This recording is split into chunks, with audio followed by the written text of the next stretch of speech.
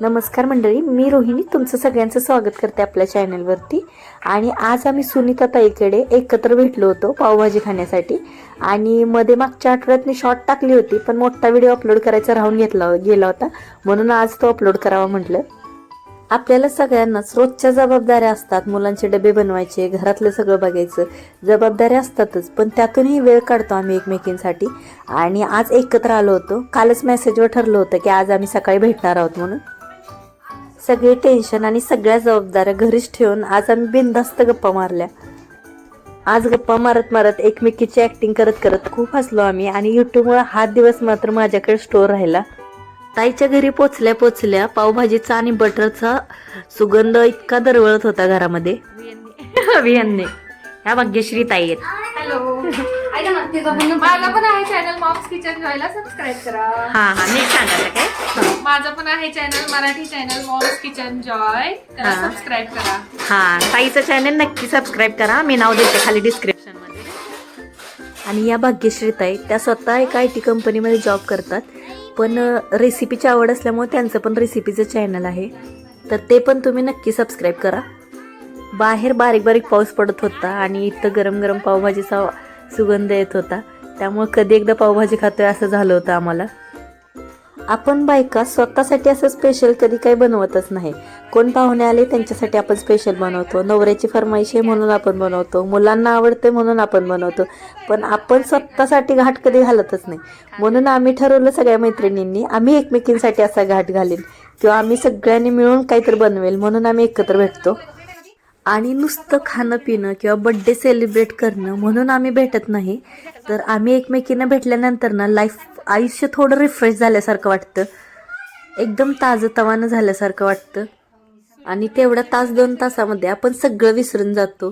काही टेन्शन असतील तर किंवा कामाचा ट्रेस असेल तर आपण सगळं विसरतो आणि मस्त मजा मस्ती करतो, हसत खिदळत राहतो. म्हणजे एकूणच काय, आपली मैत्रिणी आपल्या आयुष्यात संजीवनीचं काम करत असते.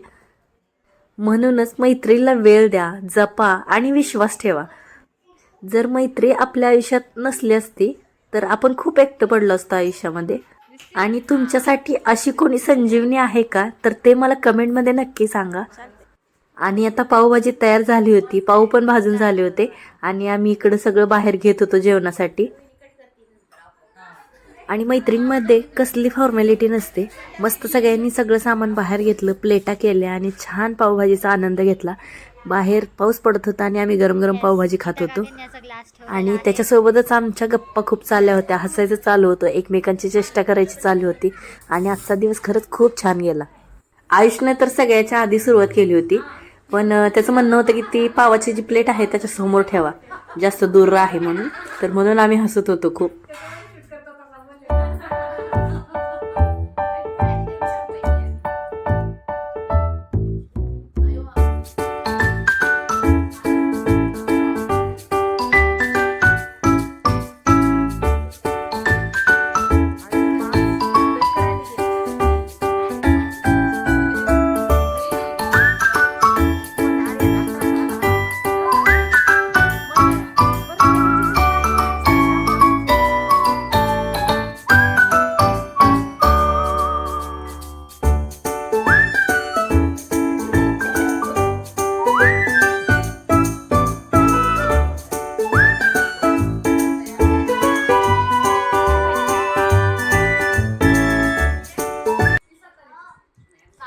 आणि इथे आमची छान अशी पावभाजी खाऊन झाली होती. आणि त्याच्यानंतर मेघनाताई आर्या केक घेऊन आल्या होत्या. तर आम्हाला काही आयडियाच नव्हती की त्या केक का घेऊन आल्यात. आम्हाला वाटलं पावभाजी खाल्ल्यानंतर काहीतरी स्वीट असावं म्हणून केक घेऊन आले असतील. तर त्यांनी आपलं चॅनल मॉनिटाईज झाले त्याचं सेलिब्रेशन म्हणून केक घेऊन आल्या होत्या. आणि मीच इकडे दरवाजाच्या कोपऱ्याला उभी राहिली आणि मी म्हणत होते की हां चला कट करा केक, आता मी शूट घेते म्हणून साईडला उभं राहून. आणि मी मात्र सरप्राईज झाले होते केक बघून.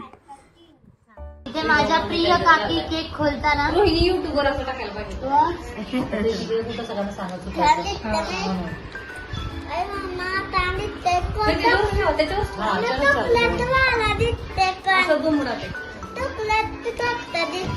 असं एक बाईट घे रे, असं खा एक बाईट.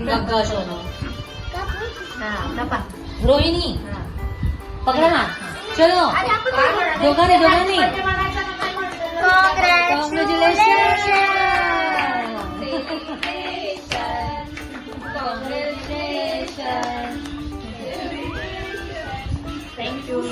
नाही तरी गाणं बरोबर लावलं.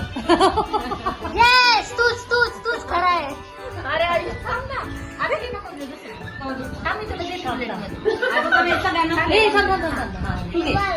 आणि असं आमचं सेलिब्रेशन झालं.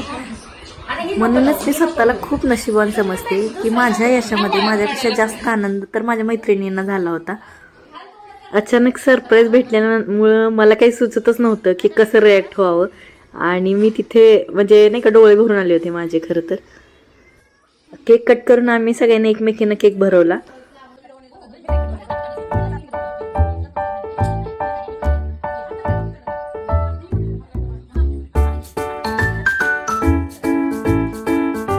आणि आमच्या मैत्रीचा आजचा हा दिवस तुम्हाला कसा वाटला ते कमेंटमध्ये मला नक्की सांगा.